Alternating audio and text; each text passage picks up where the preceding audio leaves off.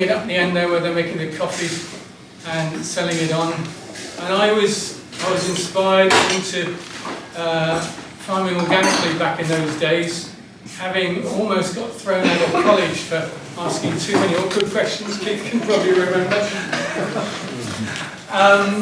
But back in those days, in the 70s, I was very concerned that actually the way we were heading wasn't sustainable. Recently, this is from a little shot from the Fold Market Garden. We'll see a bit more that Rachel and Ian look after, into small bed systems and low till and no dig techniques. So, on a global scale, a lot of talked about, not raised in that film on a global scale.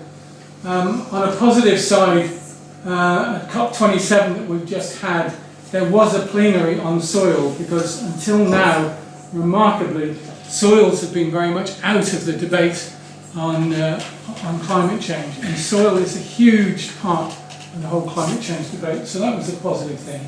And the next side is also very positive. In the summer we were in India and we visited the Jhansi Grassland Fodder Institute, one of 3 huge research stations in India, and I was amazed to hear that they just started a department for natural farming. So natural farming is one on from organic farming.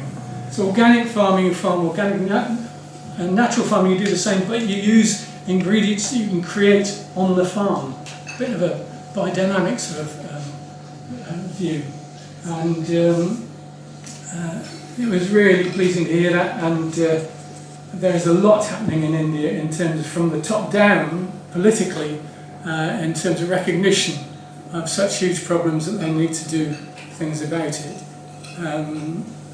So, coming back to the UK, I'm privileged to go to Andy. Anyone heard of Andy Cato? Yes. Great. Anyone else? So Andy's doing a remarkable job. So this guy is an ex-musician. He made a lot of money in the music world, and he bought a farm in France, where his neighbour's soil was down to 0.8% organic matter, and he thought, hang on, something's wrong here. And he spent 10 years developing some new techniques, and he's come up with some remarkable artwork, things like the world's biggest problem is reduced to bite-sized chunks. It's about, we can eat our way out of this problem. It's what we buy, how we put it together, and what we eat can make a huge difference. So, Wild Farmed, Google up Wild Farms and Andy Cato.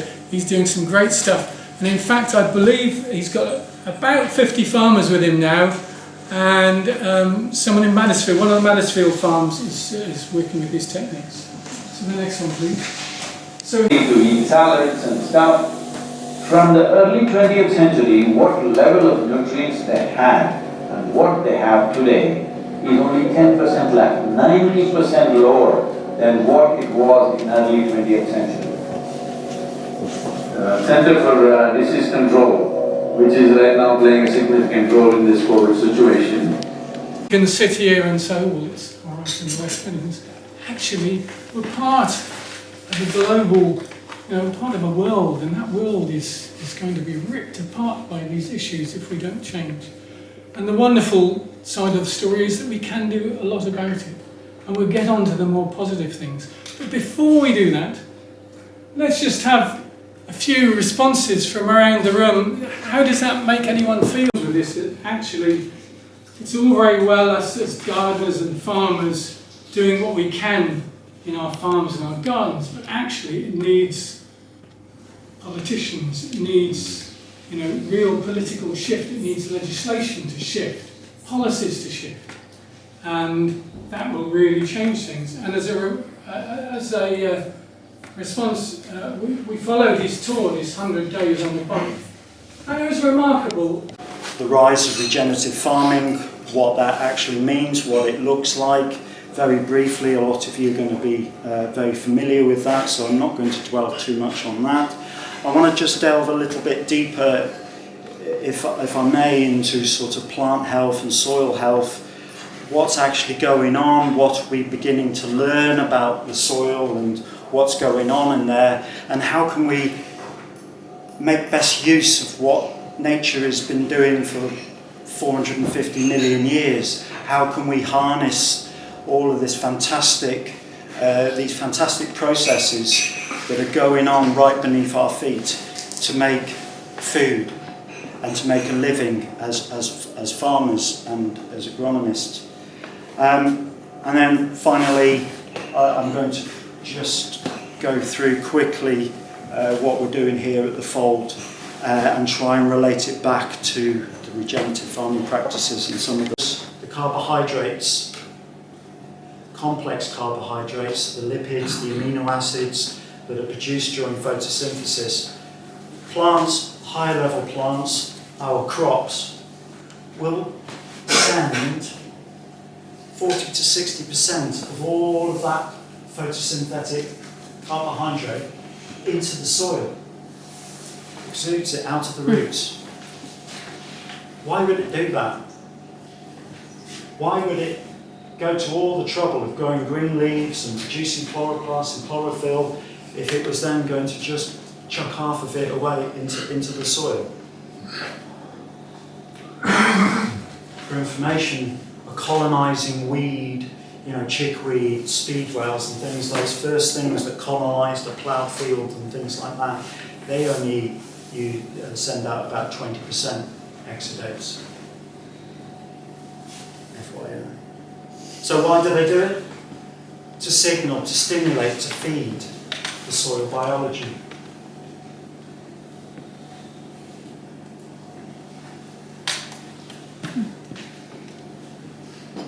Specifically, a package, a product that is chock full of biology, and they will add things like. Yes.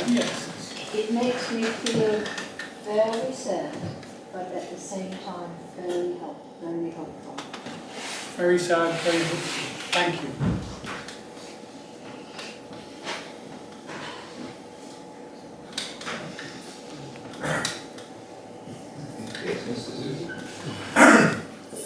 Actually, I think it can make it feel quite overwhelming. Yeah, I think it was absolutely. The first time I watched it, I felt really overwhelmed. Anyone else feel overwhelmed? Yes. Anyone else feel overwhelmed? Yeah. Absolutely. It's huge, isn't it? It's huge. Secretary of State for the Environment, Food and Rural Affairs, and a copy to Harriet Baldwin, who's our local MP. Today, World Soil Day, the Fold is holding a Save Soil awareness raising meeting with local farmers and growers through the state of soils globally and the things that we can do as farmers to change the situation. In particular, we're focusing on regenerative techniques of developing the soil biome that can drastically improve fertility. There's a whole lot of science that can bring to this and take it up another notch and really take it to another level. So I'm very excited by that, and my commitment is to reduce the size of the farm, but on that land that we grow, to really probe some of these and test some of these ways and see what we can do. So I hope over the next few years we'll be able to offer some foresight and what would it be, some results of our trials and so on and so forth. I want to thank you all so much for coming along. My apologies that we've gone over time-wise. I hope it's been of some interest. I hope it's stimulated some thought.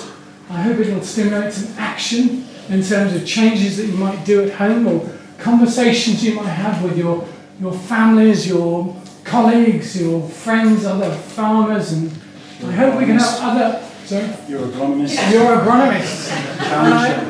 I hope this will stimulate other meetings. Save soil!